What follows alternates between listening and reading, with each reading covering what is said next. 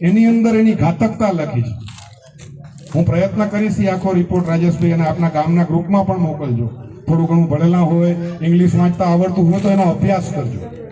બની શકે તો 5 વકીલો જે એન્વાયરમેન્ટના કામ કરતા હોય, ભણેલા ગણેલા હોય, કેમિસ્ટ હોય, ડ્રગિસ્ટ હોય, એને તમે બતાવજો રિપોર્ટ કે આ શું છે. 370 પાના જરાક આમ આંગળા ફેરવતા તમે જ્યારે એ કંપની કેમિકલ બનાવી છે ત્યાં પહોંચશો ને તો એ કંપનીમાં બનનારું કેમિકલ કેટલું ઘાતક છે એનું સર્વૈયું એમાં આપવામાં આવ્યું છે કે આ કેમિકલના સીધા સંપર્કમાં આવવાથી તમારી ચામડી બળી શકે છે, તમારી આંખોમાંથી જલન થાય, તમારી આંખો ગુમાવી દેવાનું થાય, તમારી શ્વાસની શક્તિ ઓછી થાય, તમારા ફેફસામાં નુકસાન પહોંચાડે.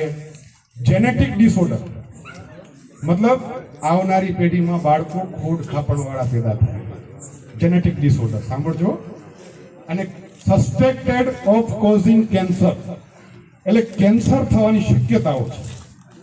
આવા એ જે કેમિકલ બનાવવાની છે એની ઘાતકતા છે. આવી ઘાતકતાઓ છે એ કેમિકલ.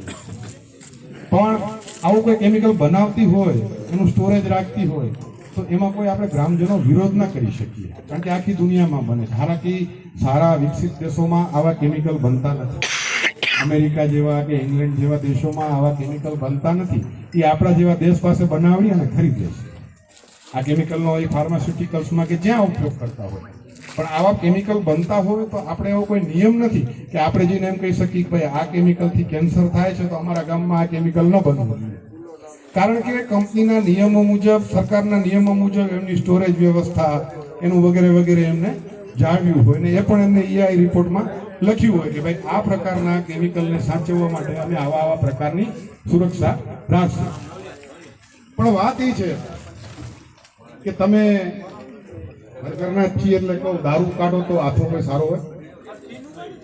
એ નુકસાન કરતા જ હોય ને. આ ડિસ્ટિલ કરો છો તમે, એ એક કેમિકલ જ છે. તો તમે આવું ભયંકર કેમિકલ બનાવશો તો એમાંથી જે કચરો નીકળશે, વેસ્ટ નીકળશે, એ શું સારો હોઈ શકે? ક્યારેય નથી હોવાનું. હવે સરકાર તમને કીધું એમ કોઈ ખરાબ નથી હોતું. દેશનું ગુરુ કરવા વાળી કોઈ ન હોય. સરકારી નિયમો બરાબર જ છે, બહુ સારા છે. પણ તમને કીધું એમાં સરકારી નિયમોમાંથી છટકબારી અથવા આપણી તંત્રની નબળાઈ ક્યાંક ને ક્યાંક આ લાભ એ કંપનીઓ લેતી હોય છે. હવે રોજનો 500 ટન કોલસો જોશે. ટ્રક ટ્રાન્સપોર્ટના ધંધામાં હશે ખબર હશે.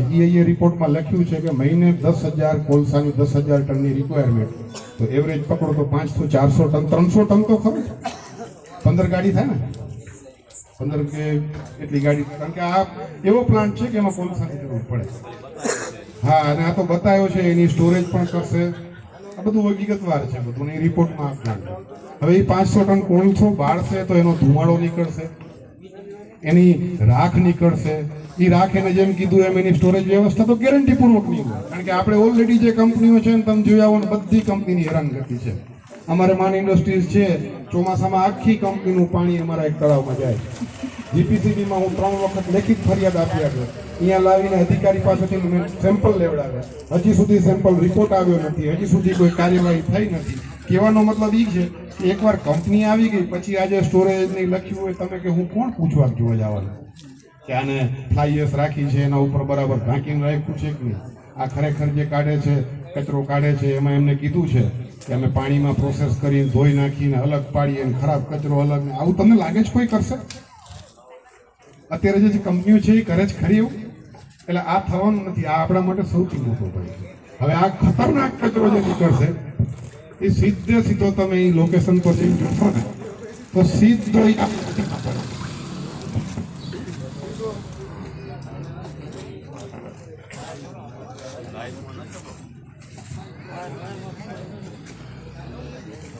હેલો રાખી દો.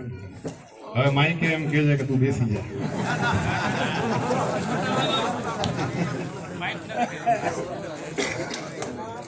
હવે આવો કચરો જે ખતરનાક કચરો છે એ આપણી પ્રકૃતિમાં તમે કંપની પાસેથી હું તો જગ્યાએ જોઈ રહ્યો, લોકેશનના ફોટા પાડીએ. આપણી નદીમાં સીધો ભરે છે એ કચરો. આપણું જે પાણીનું વેણ કહેવાય તમારે જમીનમાં પહેલાં હતું ઉપરથી જે કોઈ પાણી આવતું હોય તો એ સીધું આપણે એક પાણીના વેણમાં થઈ અને નદી ત્યાંથી લગભગ 400 મીટરની દૂરી ઉપર છે. સીધું પાણી એમાં જવાનું.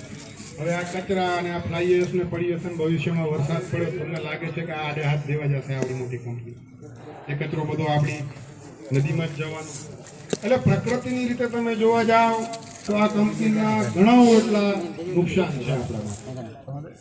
પણ સરકારી નિયમોની અંદર રહીને એ લોકો આમાં કેવું હોય, સરકારે એક નિયમ બનાવ્યો છે કે આવી કેમિકલ ફેક્ટરી હોય ને આ લોકો 4 ચીમની રાખવાના છે, 4 ઊંચી ચીમનીઓ, એમાંથી ધુમાડા નીકળશે.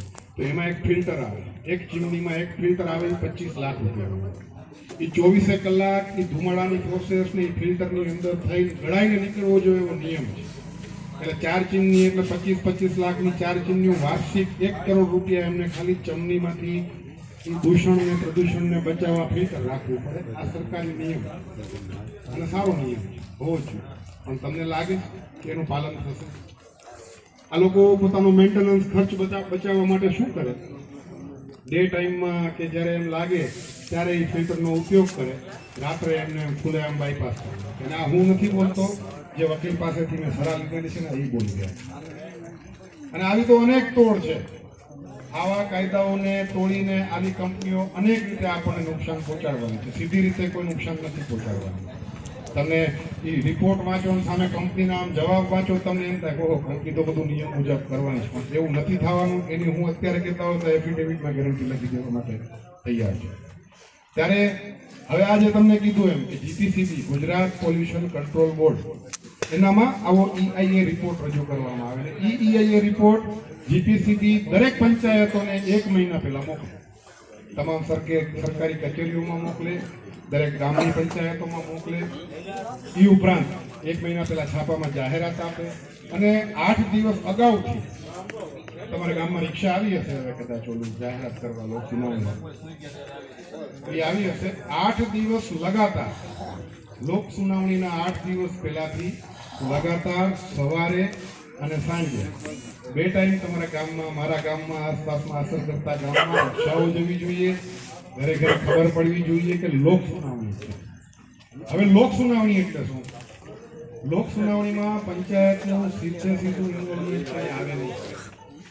પંચાયતની જવાબદારી એવી કે ગુજરાત પ્રદૂષણ કંટ્રોલ બોર્ડ તરફથી જે પત્ર આવ્યો એ પત્ર દ્વારા તમને ગ્રામજનોને જાણ કરવાની હોય કે 28 તારીખે લોક સુનાવણી છે. તમને જો આ કંપનીથી વાંધાવસ્તી હોય તો લેખિતમાં લઈ અને હાજર રહેજો. આટલો પંચાયતનો ઇન્વોલ્વમેન્ટ છે. હા, પણ જ્યારે આવી કોઈ કેમિકલ ફેક્ટરી આપણા આસપાસના ગામમાં વિસ્તારમાં આવતી હોય ત્યારે એના નિર્ણય લેવાનો, એના માટે મંજૂરી આપવી કે ના આપવી, આ પૂરેપૂરો અબાધિત અધિકાર પંચાયતનો છે. હવે વાત એમ બની કે આપણે મથુરામાં